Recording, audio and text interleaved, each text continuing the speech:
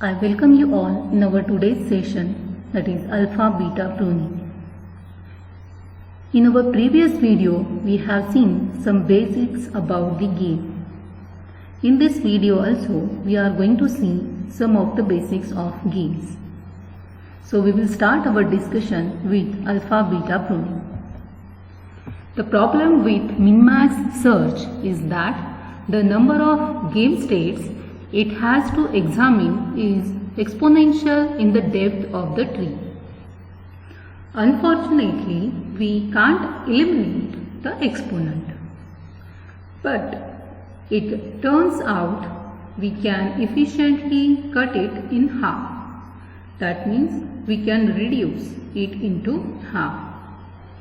The trick is that it is possible to compute the correct minimax decision without looking at every node in the game tree.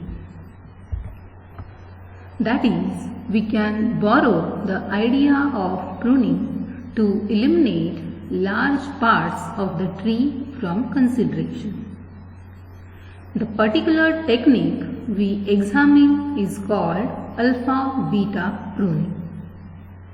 When we apply to a standard maximum tree, it turns the same move as minimax would, but prunes away branches that cannot possibly influence the final decision.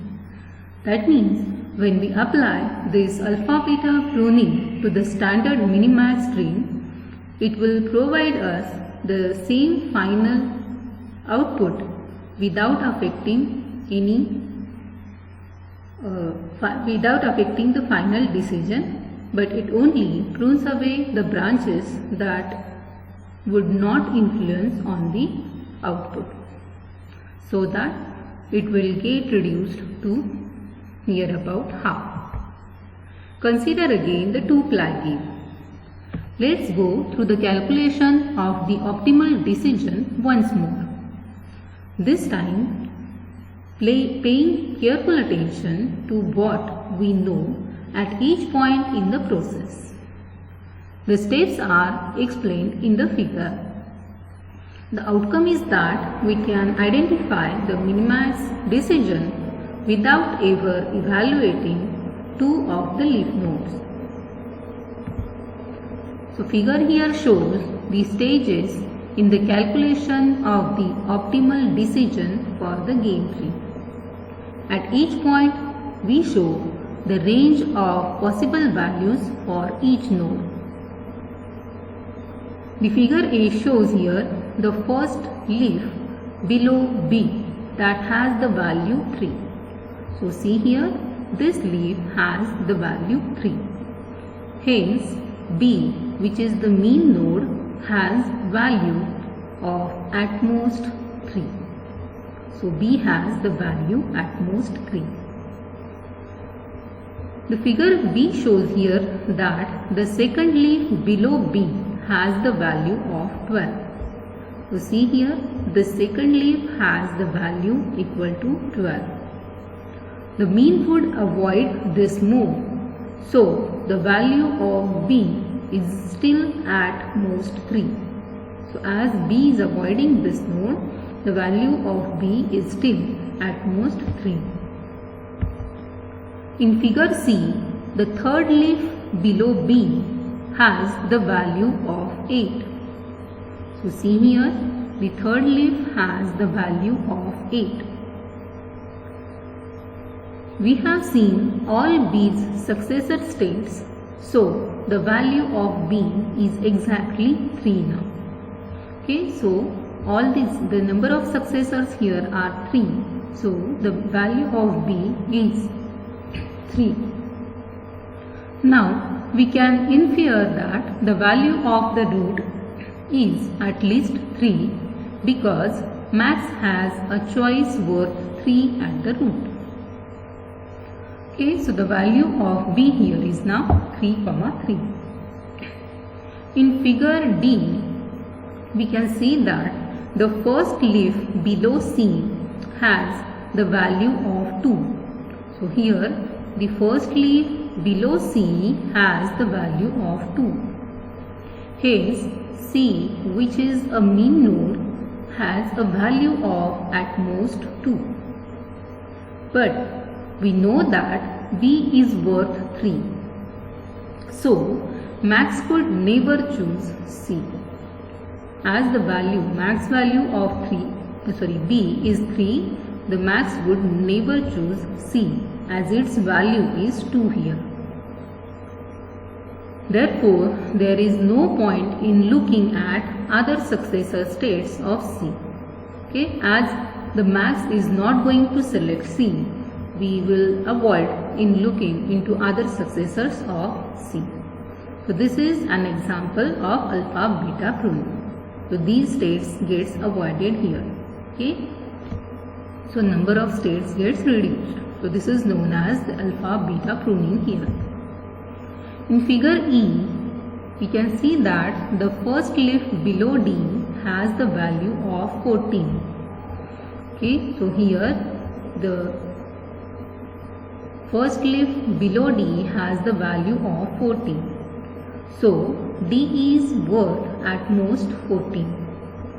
Okay, see here the D is at most 14. This is still higher than max based alternative, that is 3. Max based alternative here is 3. Okay, so we need to keep exploring these successor states. Okay, so here we will explore these successor states further. Notice also that we now have bonds on all of the successors of the root. So the root's value is also at most 14. Okay, so here the root's value is at most 14. Now we move towards the figure F. The second successor of D is worth 5. So see here it has the value of 5. So again we need to keep exploring. The third successor is worth 2. So now D is worth exactly 2. So as it is minimum value. So max decision at the root is to move to B giving a value of 3. Another way to look at this is as a simplification of the formula for minimax. Let the two unevaluated successors of node C in figure 1 have values x and y. Then the value of the root node is given by minimax root is equal to maximum of minimum 3, 12, 8, minimum of 2, x, y, minimum of 14, 5, 2. So x and y are not explored nodes here, or not explored values here. These are the unevaluated successors of node C. So here max of 3, minimum, 2, x, y, 2. So max of 3, z, 2 here. So where z is equal to minimum of 2, x, y, which should be less than or equivalent to 2. Okay, and here the minimax root has the maximum value of all these three. It is 3, z, 2. Okay, so maximum value from all these three is equal to 3. So in other words, the value of the root and hence the minimax decision are independent of the values of the pruned leaves x and y. Now alpha beta pruning can be applied to trees of any depth, and it is often possible to prune entire subtrees rather than just leaves. The general principle is this: consider a node n somewhere in the tree, which is shown in the next figure, figure number 2, such that players has a choice of moving to that node. If players has a better choice M, either at the parent node of N or at any choice point further up, then N will never be reached in actual play. So, once we have found out enough about N by examining some of its descendants to reach this conclusion, we can prune it. So, figure 2 shows here the general case for alpha beta pruning. If M is greater than N for player, we will never get to N in play. So, here is the M, okay, and here is the N. Okay, if M is greater than the player N, then we will never go for the N in the play. We will go for the M only. Remember that minimax search is depth first. So, at any one time, we just have to consider the nodes along a single path in the tree. Alpha beta pruning gets its name from the following two parameters that describe bounds on the backed up values that appear anywhere along the path. So, here alpha is nothing but the value of the best choice we have found so far at any choice point along the path for maximum. That is, it is the highest value. And what is mean by beta? It is the value of the best choice we found so far at any choice point along the path for mean. That is, it is the lowest value. So, alpha beta search updates the values of alpha and beta as it goes along and prunes the remaining branches at the node. Pruning means what? Here it terminates the recursive call. So, as soon as the value of current node is known to be worse than the current alpha or beta value for max or mean respectively, the complete algorithm is given in the figure which is shown in our next slide, figure number 3. So, this is the alpha beta search function, or we can say it is a alpha beta search algorithm.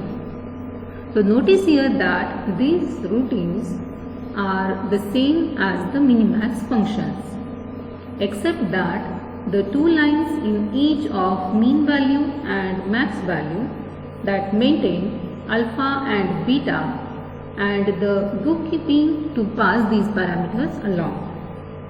So, function alpha beta search state returns an action. V is max value depends upon state minus infinity plus infinity. Return the action in action state with value V. Function max value state alpha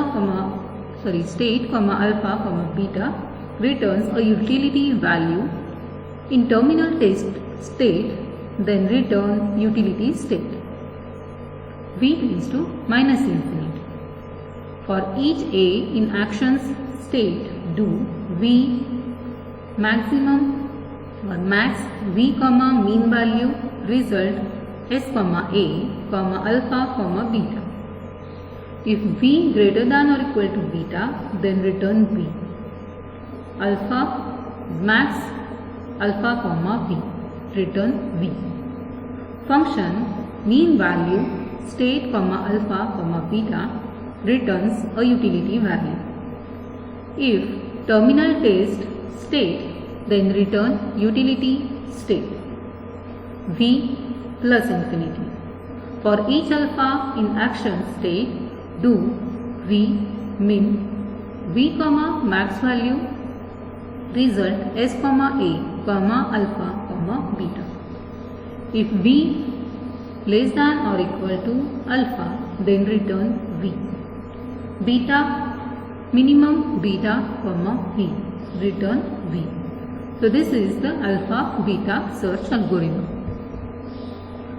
Now next is the move order.